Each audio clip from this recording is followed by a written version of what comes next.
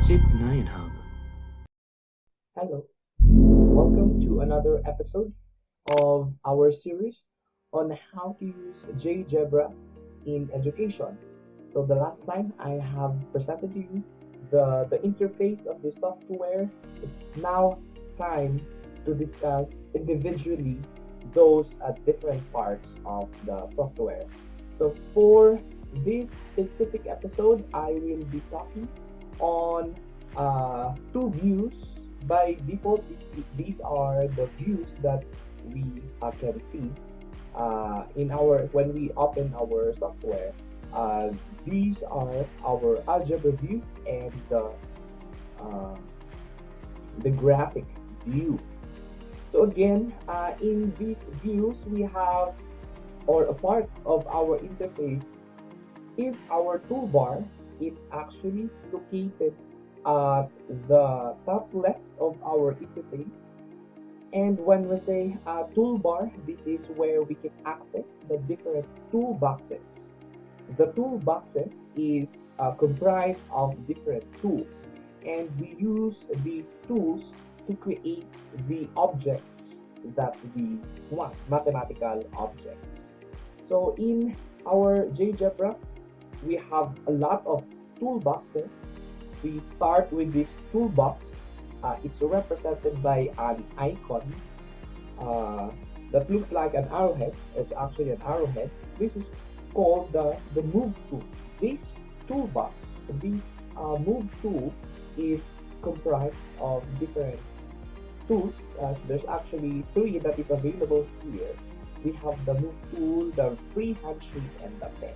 Of course, the move tool is what used to move objects around the graphic view. So in our Cartesian plane. So anyway, we don't have any object yet, so let's use this one later. The freehand shape tool is what we use to create an object or a function by drawing that function or object in the Cartesian plane, and then GeoGebra will create or interpret those drawings and create the object that is nearest to the drawing that we just had.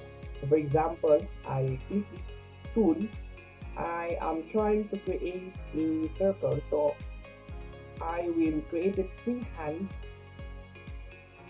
but GeoGebra will give us a circle because that's the object that is nearest to what I created freehand.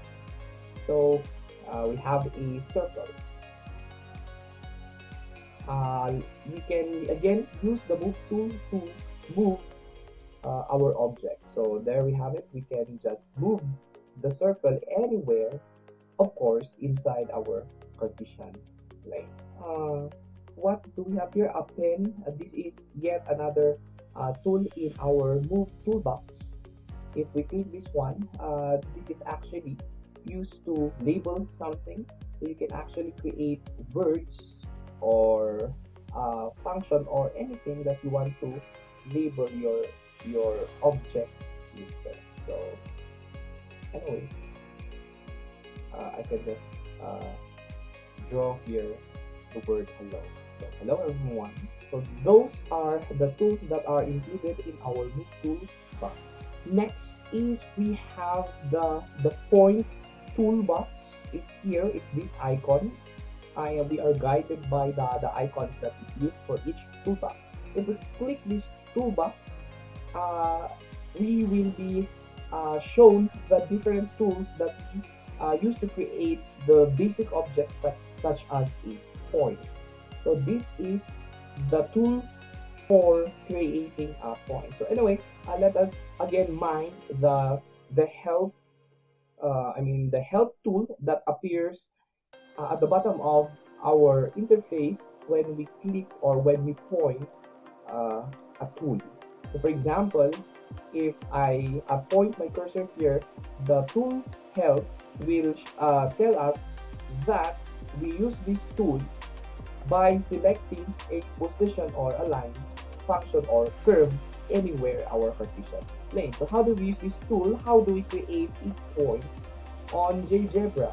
Just click it and then click on that portion or location that we want to plot our point. So for example, I want it here, and GeoGebra will automatically create our point for us. It will also automatically name the point for us. I will create another one here, maybe one for each quadrant. So there we have it, our 4 points. Now, this is a point that I want to emphasize. This is our a graphic view. This is where we see the graph. This is our algebra view, where we see the commands corresponding to each object that we just created. So that when we create an object, it will automatically create the command. We can actually use this command to create the same object by not necessarily clicking the tool that we have in our toolbar. So for example, we see that the command for creating a point is to first name the point. You follow it by followed by an equal sign and then the coordinate of the point that we want to plot. So we have 4 commands here for a point named A, B, C, D. So that if I want to create a point by using the command tool, the algebra view here, the input bar, I should say, and not using the tool, we can do that. This is the command, this is the pattern or the format or the template that we use for creating a point. I'm going to name our 5th point E.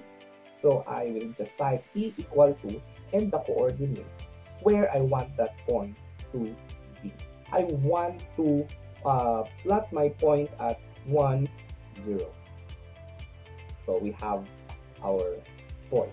It's point A, point E. It's labeled point because that's what we just named our point. So that is how we create a point in GeoGebra. What else can we do under the point toolbox? We can actually anyway, I will not be showing you all of them. I will be showing the most common and the most important. I will skip this one, point on an object, touch, detach, point, intersect. I will demonstrate how to create midpoint or center of line or other object. So if we click this one, what does our tool help would say? Select 2 points, a segment, circle, or point. So we can use 2 points. We just have to select the 2 points. It will automatically give us the midpoint of those 2 points. So we click this one. Suppose I want to identify the midpoint between point A and point B. So select the first one and then the second one, and then it should automatically give us the midpoint. So it's point F. What else? We have extremum and roots. For these tools to be applied, of course, we need to have a function. It says in our tool help that we have to select a function. We do not have yet a function. So just an example, let us create a function in GeoGebra. Where can we input a function? Of course, it's in our input bar. Let me just briefly tell you how to write or encode a function. You can name it any letter, small letter that you want. You can name it f of x or y. So let's start with y equal to a quadratic function x squared. So it will automatically give us the graph. Let me have another one. Suppose I'm going to call it g.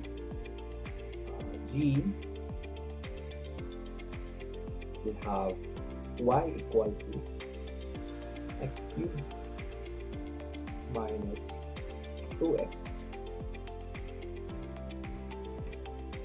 minus 2x. G is x cubed minus 2x. So we have 2 functions here, the names are f and g. Anyway, we can discuss in greater detail about functions, about dealing with functions in another presentation. I just include this one so that we can use the tool extremum and roots under the point toolbox. So how do we use the extremum tool? Extremum will just give us the point where the function is highest or lowest. So extremum, let us select our quadratic function first.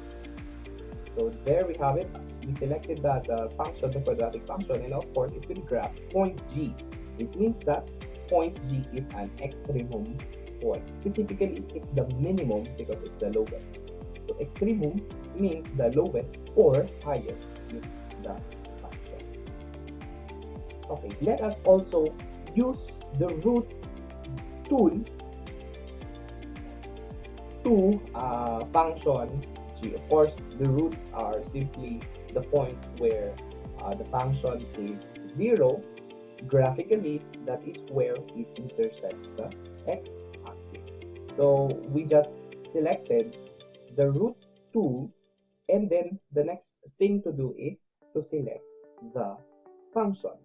So there we have it. It created 3 points because in our function g, which is x cubed minus 2x, the function touches the x-axis at exactly 3 points. Those 3 points are point H, point, what's this? I think this is G, and then point J.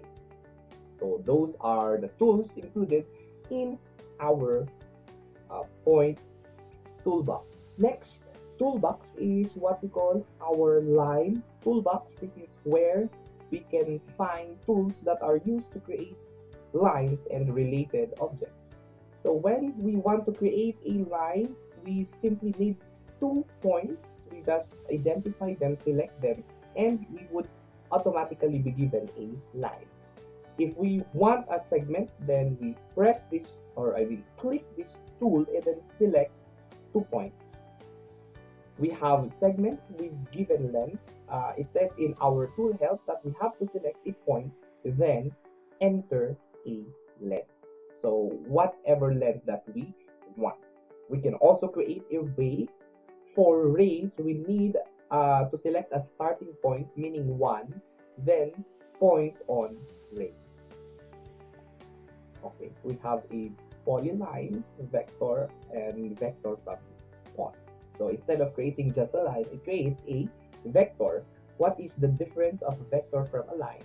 The arrowheads. So actually in GeoGebra, if it's a line, it doesn't create arrowheads. Because if it does, it means it's a vector.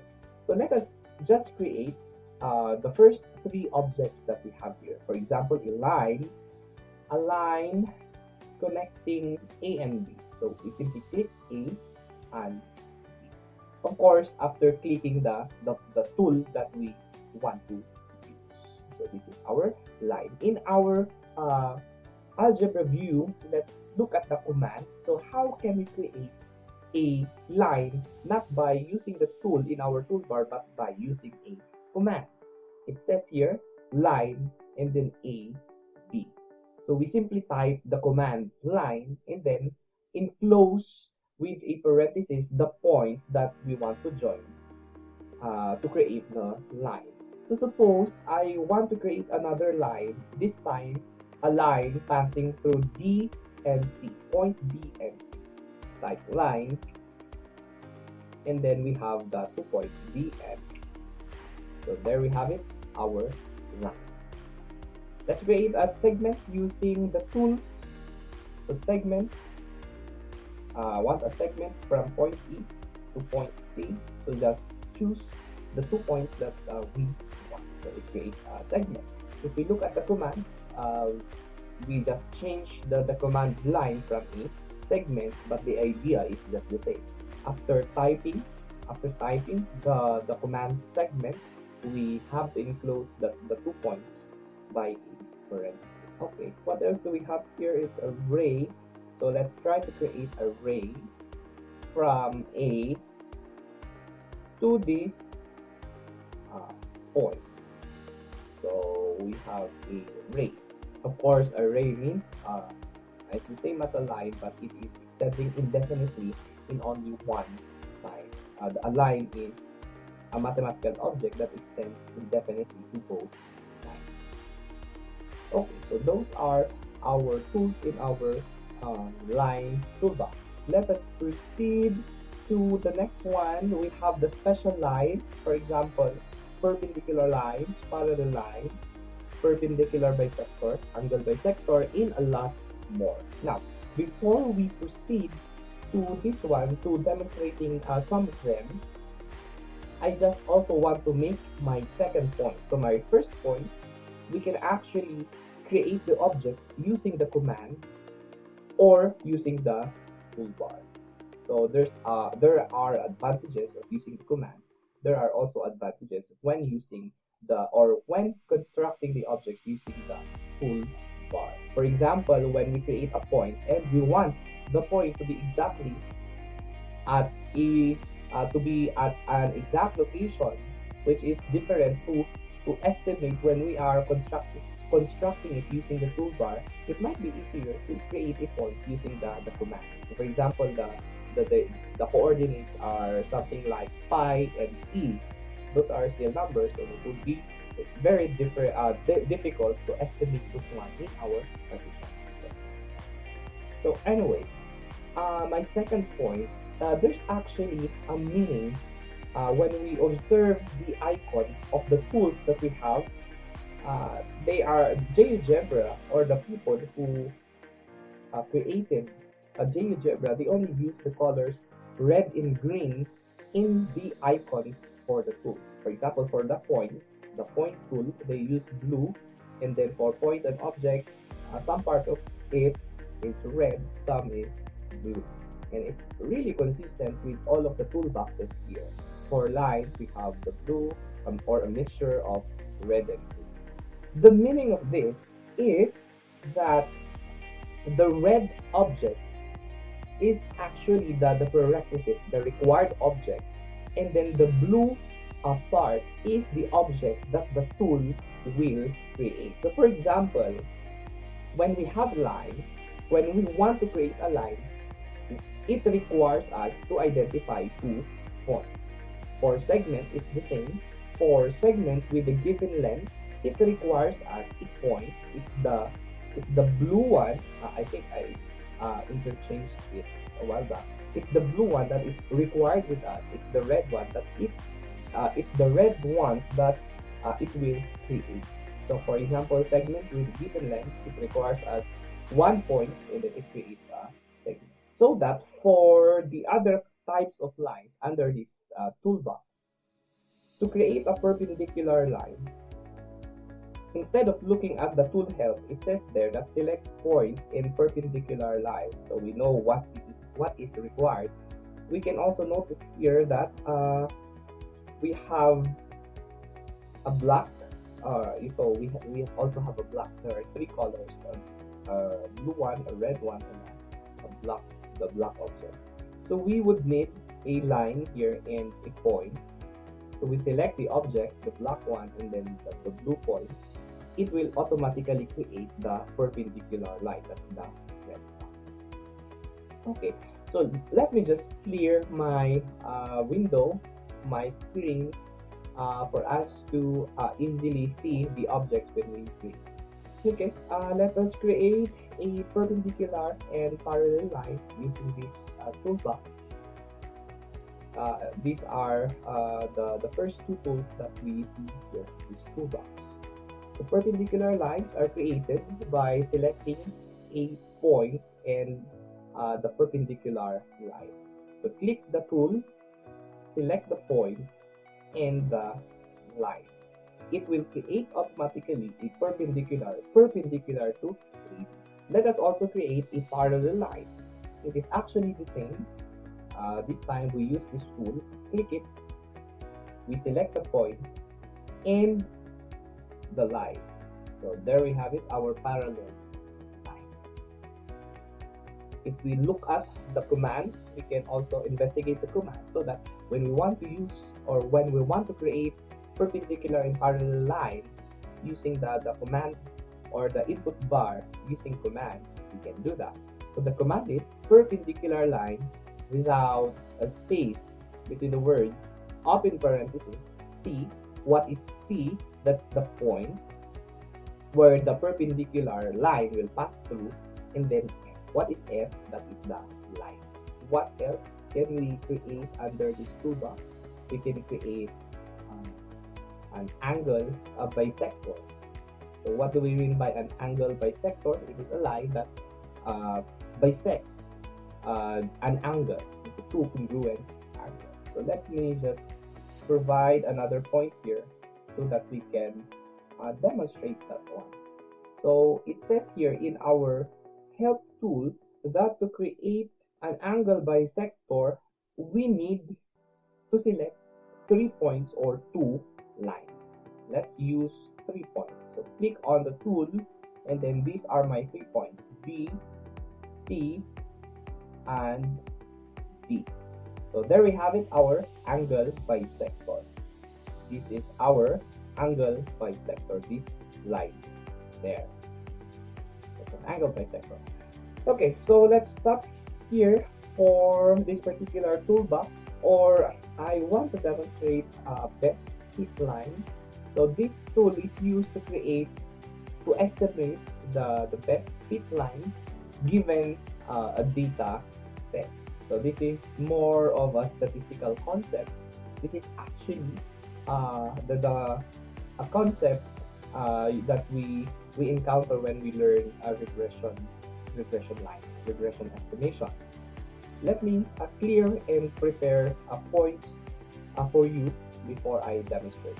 Okay, we have several points or data set, and we want to fit the best line, meaning the best line that fits our data. So this time I'm going to use the command in the input bar instead of using the tool itself, although you can do that. So the command is fit line, open parenthesis, close parenthesis, and then braces, curly braces, and then inside the braces we include or write the points that we want to be included, meaning the points where the best fit line will be based from. So I want to include all the points that we see here. We have A, B, C, D, E, F, and G. We click enter, and then it creates the best fit line. So that's our last tool for this toolbox. Let's proceed now to another toolbox. It's a toolbox where tools for creating the different polygons are listed. So for example, we want to create a triangle.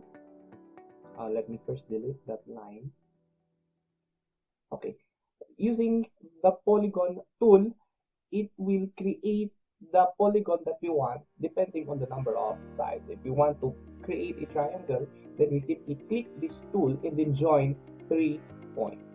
If we want a quadrilateral, then we join 4 points. So it depends on the type of the polygon that we want to create, the number of sides. So let me create here a triangle.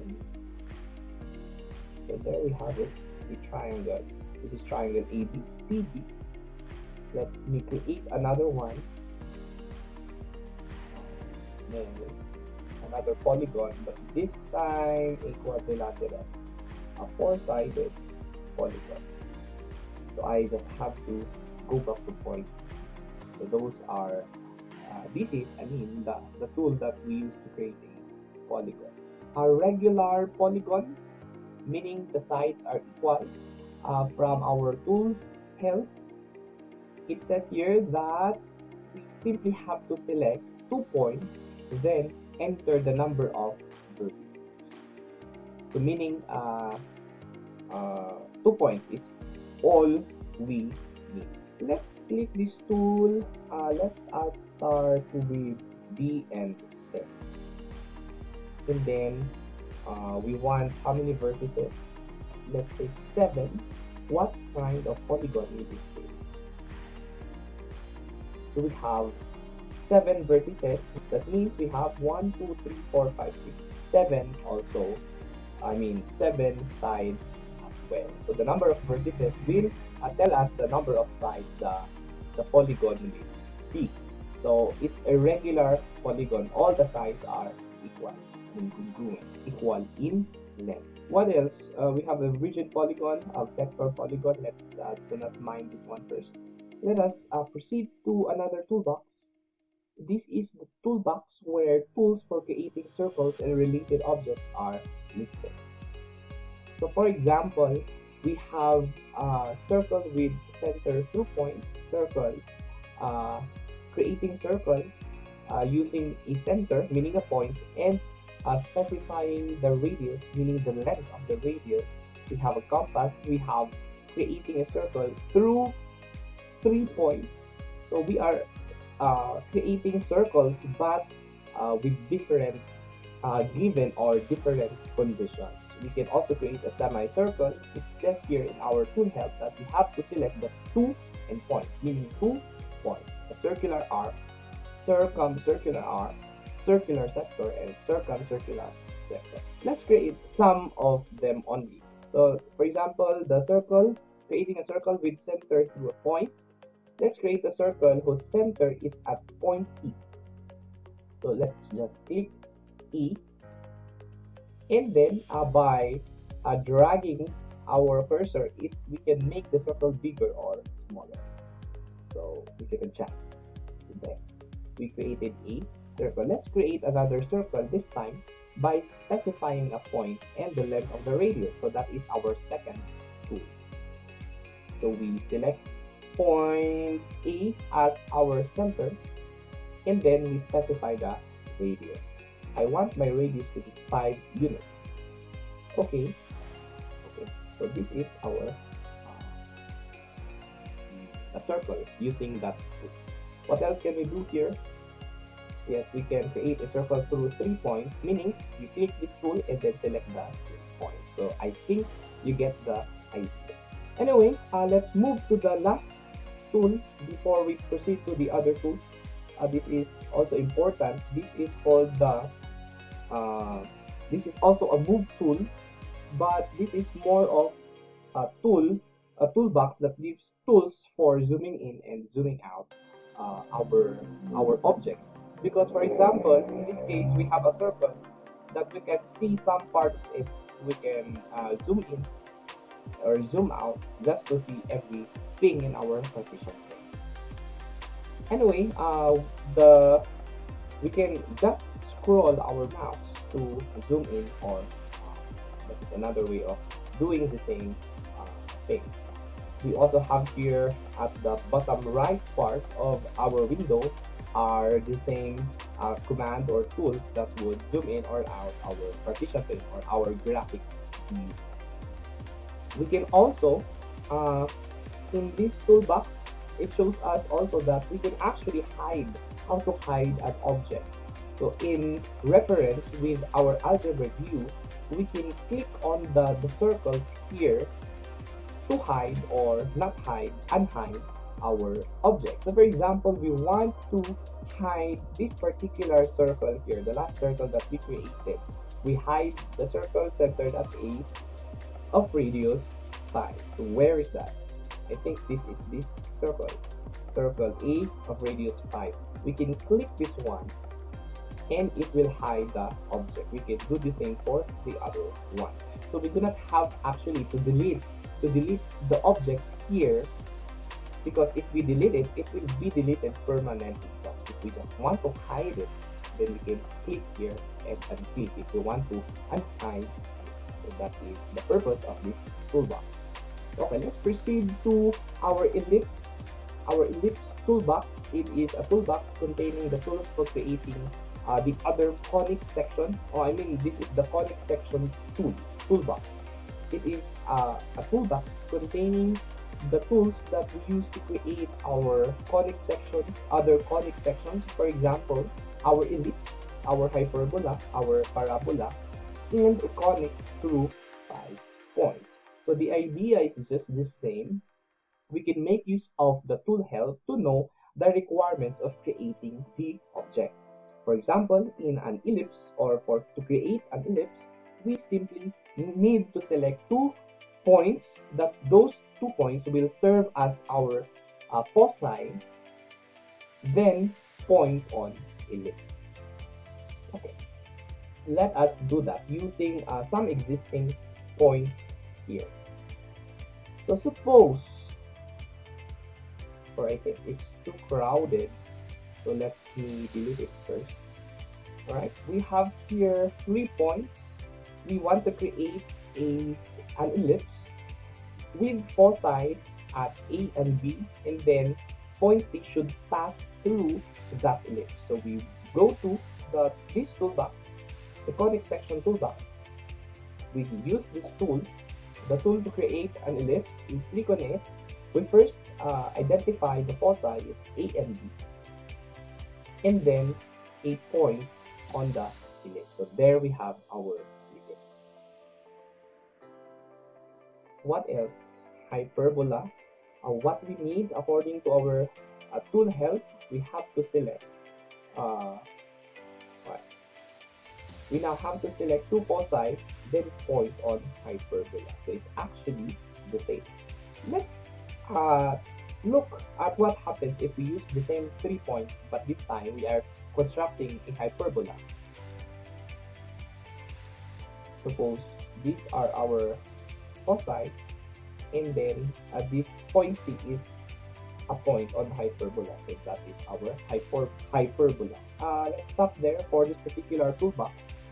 Anyway, as mentioned in the previous video, we can actually click on the object, and then we can select, as I was saying, we can select the object, right click it, and then there are other things that we can do. If we want to delete it from here, we can do that. We can also change the setting of the object by clicking these 3 dots here.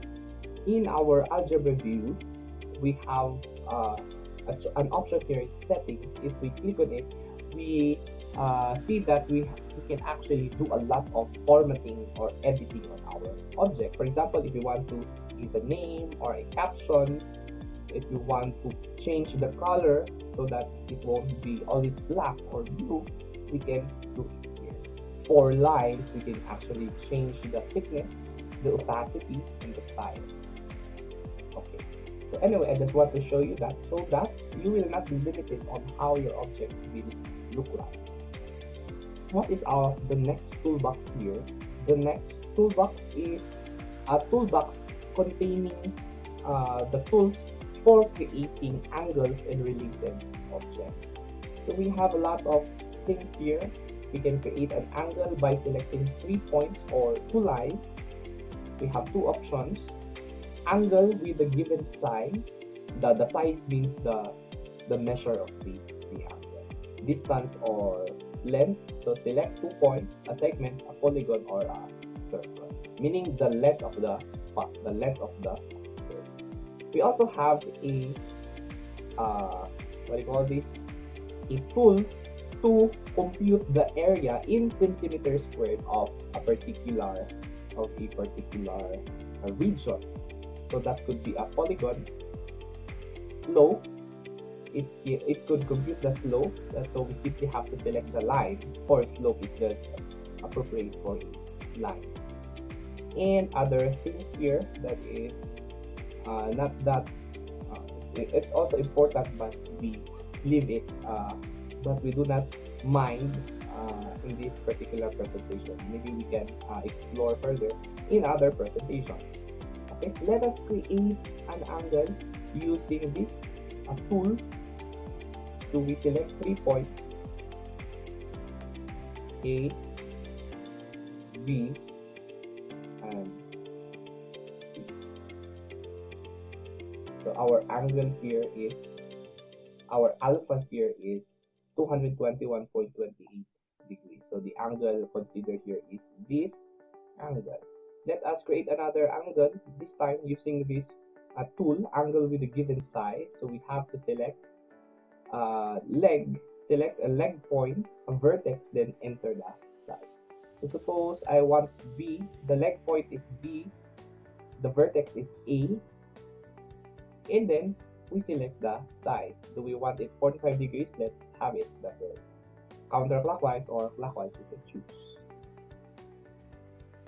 So this is the angle. It's a very GeoGebra actually draws it this way. So this is our angle. It's not extended. So those are our angles. The last toolbox that we will be discussing in this presentation is this toolbox. It's a toolbox containing tools on reflecting objects about a line, reflecting about a point, and so on, the related objects. So if we want to reflect about a line, so you have a point or an object different from a point, we can use this one. So let's read the tool help. Reflect about a line. To select the object we want to reflect, then the line of reflection. Okay, let me clear again our window before we demonstrate. We have here a triangle at our second quadrant, and then we have here a line. So this line is what we want to be or to serve as our line of reflection, and then this is the object that we want to reflect. Using this tool here, we click and then select the object that we want to reflect. It's the triangle and then the line of reflection. So let's see what happens. Alright, so the triangle is being reflected. So we can actually see the points there. So meaning C prime is corresponding to the reflection of point C. Same goes with B prime and A prime. They are the reflection of points A and B. So this is how we use this tool. We have here another tool. It's called the slider toolbox. It contains the slider tool, but I will be creating a separate presentation for this one. So these are the different toolboxes found in our toolbar for our graphic and algebra view. I will see you in the next video for a presentation on sliders. Thank you for listening.